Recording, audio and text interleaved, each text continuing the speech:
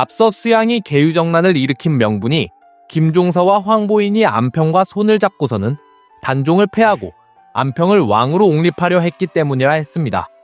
실록엔 정확히 이 내용이 어떻게 적혀 있었을까요? 이를 자세히 알기 위해 1453년 9월 25일 기사 속으로 들어가 봅시다. 이날 권람이 갑자기 수양대군을 찾아와 이런 이야기를 전합니다.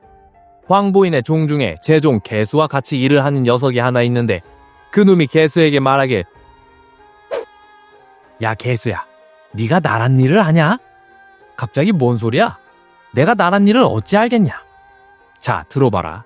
우리 집 대감이 좌의정 김종서 대감이랑 같이 의논하기를 얼마 안 있어 임금을 패하고 안평대군을 새 왕으로 삼으려 한다더라.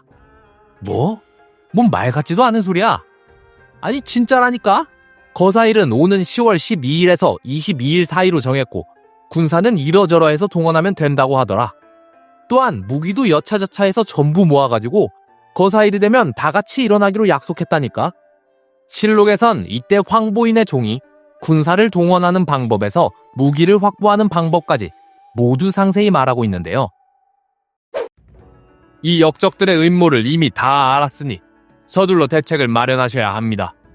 그렇게 한명회 등 수양의 책사들이 모여 의논한 끝에 이렇게 역적의 음모를 알게 되었으니 원래대로라면 주상께 먼저 아뢰어 이들을 처벌하는 것이 마땅하나 지금은 이들의 부하가 밤낮으로 주상 곁에 머물며 지키고 있으니 우리가 주상께 이 일을 알리려 하면 저들이 먼저 눈치챌 것이다. 따라서 지금으로서는 먼저 이들을 제거하고 그 다음 주상께 아뢰는 것이 상책이다. 거사일은 저들보다 빨라야 하니 10월 10일로 정하도록 하자. 그렇게 수양은 10월 10일로 거사일을 잡습니다. 그런데 그냥 보기만 해도 뭔가 이상하죠? 이름도 알려지지 않은 황보인의 종이란 자가 김종서, 황보인, 안평이 왕을 끌어낼 거라는 계획을 이리도 자세히, 그것도 날짜뿐만 아니라 군사를 동원하는 방법과 무기를 확보하는 방법까지 다 알고 있으면서 그걸 주변 노비들에게 떠들고 다녔다니 허술해도 너무 허술하지 않나요? 어쨌든 실록에 따르면 수양은 이들의 사악한 음모를 알고도 단종에게 아랠 방법이 없어 어쩔 수 없이 직접 나서서 이들을 제거할 계획을 세웠다고 나와 있습니다.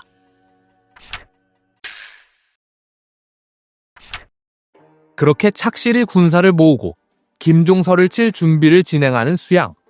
그런데 거사를 8일 앞둔 10월 2일 권람이 급히 수양을 찾아오는데요. 김종서와 황보인이 공께서 거사를 준비하고 있다는 걸 알아챘다고 합니다.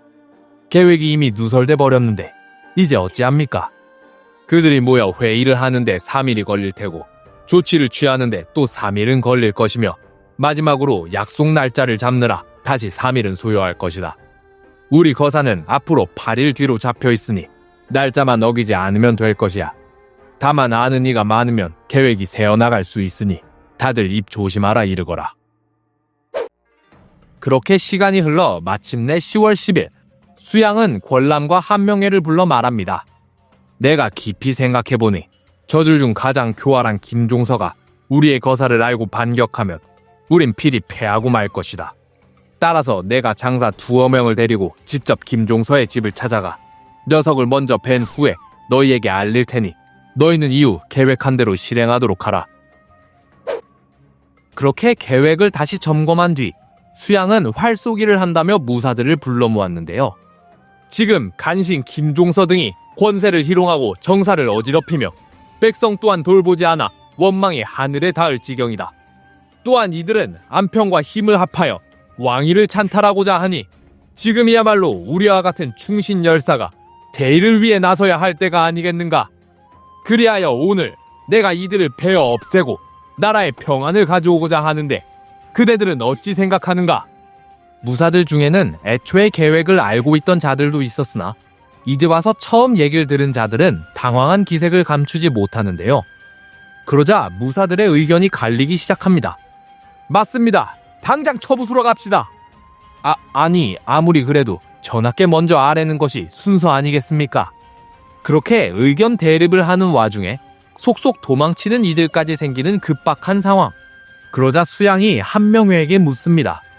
병사들이 주저하는 듯한데 어찌해야겠는가? 본래 길 옆에 집을 지으려면 3년이 걸려도 짓지 못하는 법입니다. 작은 일도 그러한데 하물며 큰 일이겠습니까?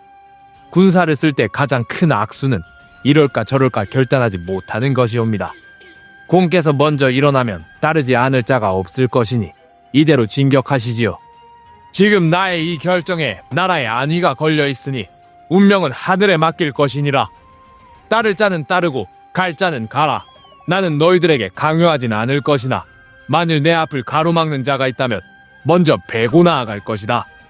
그렇게 말을 마친 수양은 종 임어으름과 무사 양정 그리고 2명의 무사를 더 데리고 김종서의 집으로 향합니다.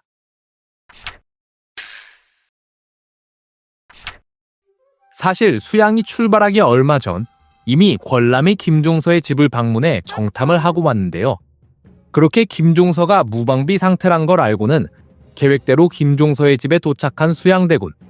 그러자 김종서는 아들 김승규와 그의 친구들을 데리고 집 밖으로 나옵니다.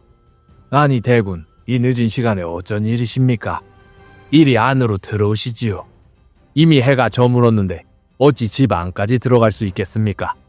다만 제가 이 앞을 지나던 도중 사뭇불을 떨어뜨렸사온데 사뭇불 하나 빌려주실 수 있겠습니까? 그러자 김승규가 수양에게 사뭇불을 빌려주는데요. 내 대감과 비밀리에 할 얘기가 있으니 너희는 뒤로 물러서거라. 그렇게 수양의 명에 따라 몇 발짝 뒤로 물러서는 김승규와 친구들. 여기 청을 드리는 편지를 가져왔사온데 한번 읽어보시지요. 날이 어두워 글을 읽기가 힘들자 김종서는 달빛에 편지를 비춰 읽어보려 했는데 그때 아버지! 이만하면 됐다. 돌아가자꾸나. 그렇게 도니문으로 걸음을 옮기는 수양. 한편 그 시각 권람은 사람을 보내 숭례문, 서소문을 닫게 한 뒤 도니문만 열어주게 조치했는데요. 잠시 후 도니문에 도착한 수양은 김종서와 김승규는 이미 죽었다. 그러자 한명회가 무사들과 함께 합세하고 홍달손도 휘하의 순졸들을 데리고 합세해 수양은 이들을 거느리고 기세등등하게 궁궐로 들어갑니다. 수양은 먼저 내시 전균을 불러 김종서와 황보인이 안평과 영모를 꾸미고 있다는 소식을 들었다.